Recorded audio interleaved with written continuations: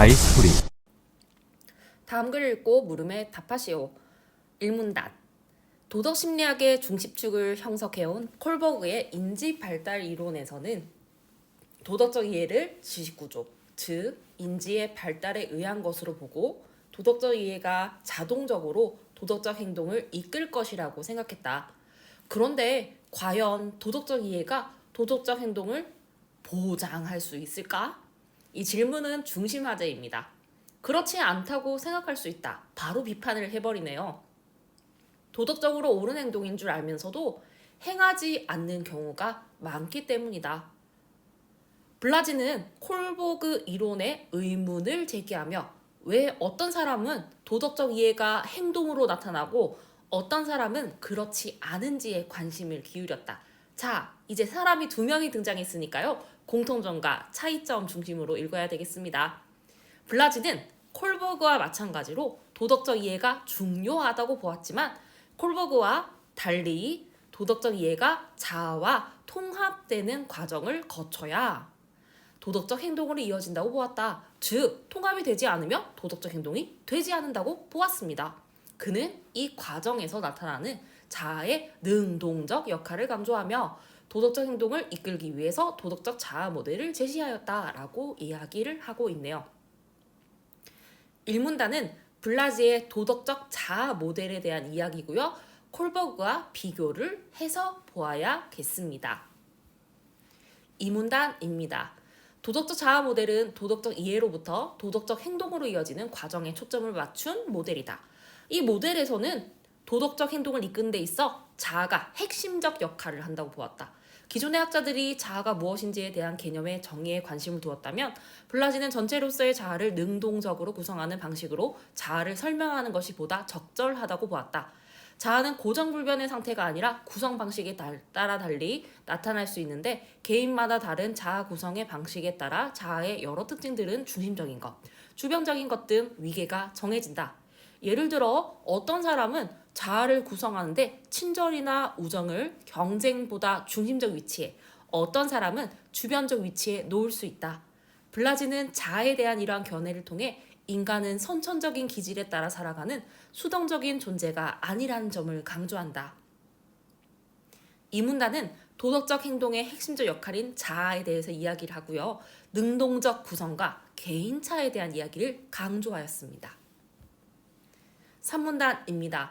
도덕적 자아 모델에서는 도덕적 이해가 도덕적 행동으로 나타날 수 있게 하는 심리적 요소로 도덕적 정체성, 도덕적 책임감, 자아 일관성을 강조하고 있는데 이들은 자아 모델의 3가지 핵심 구성 요소라고 할 수 있다.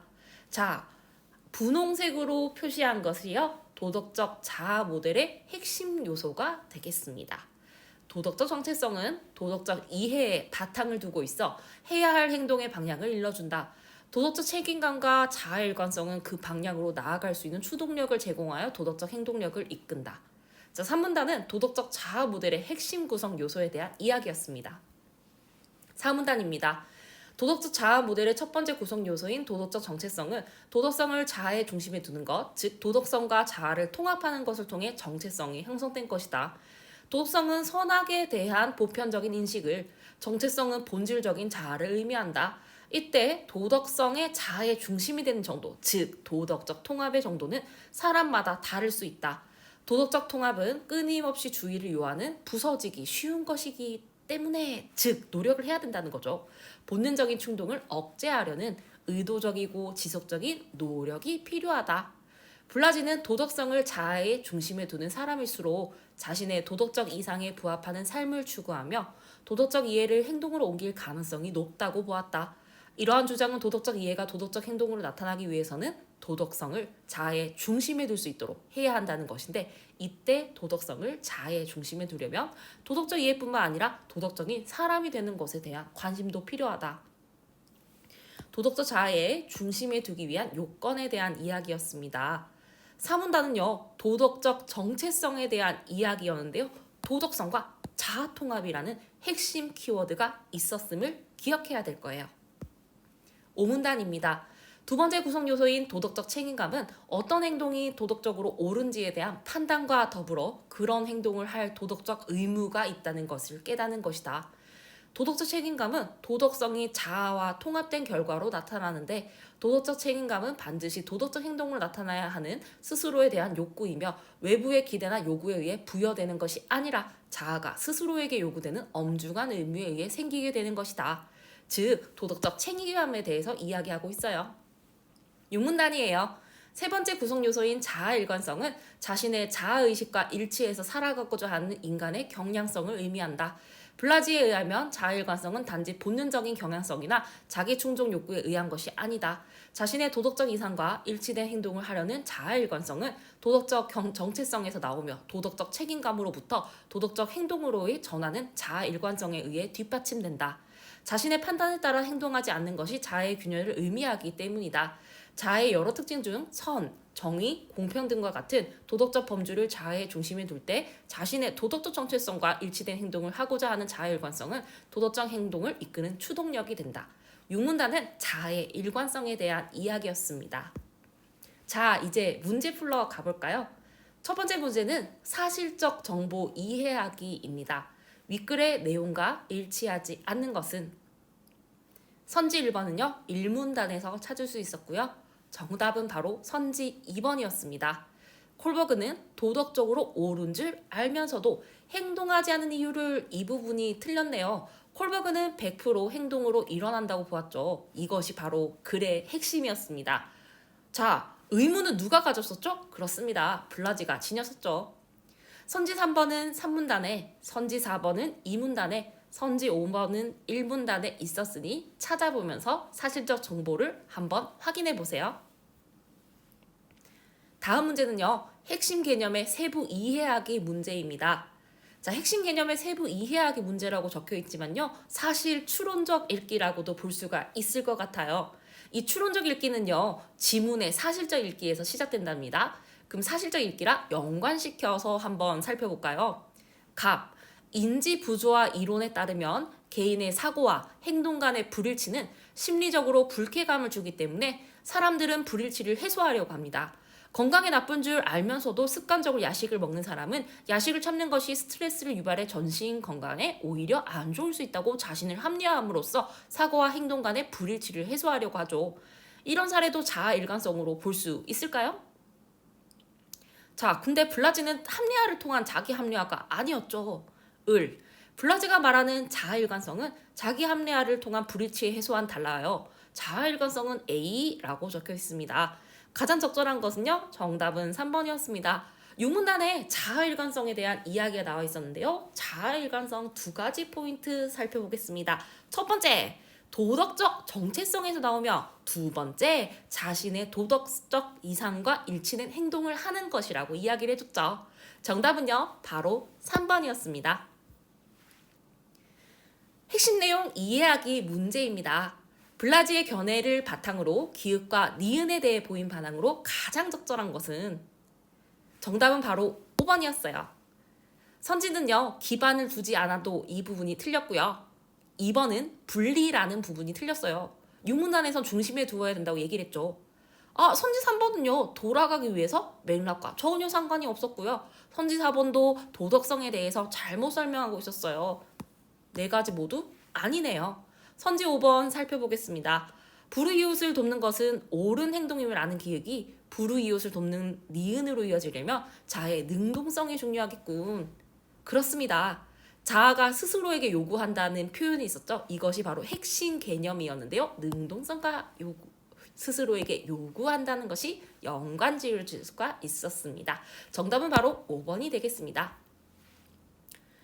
구체적 상황에 적용하기 문제가 되겠습니다.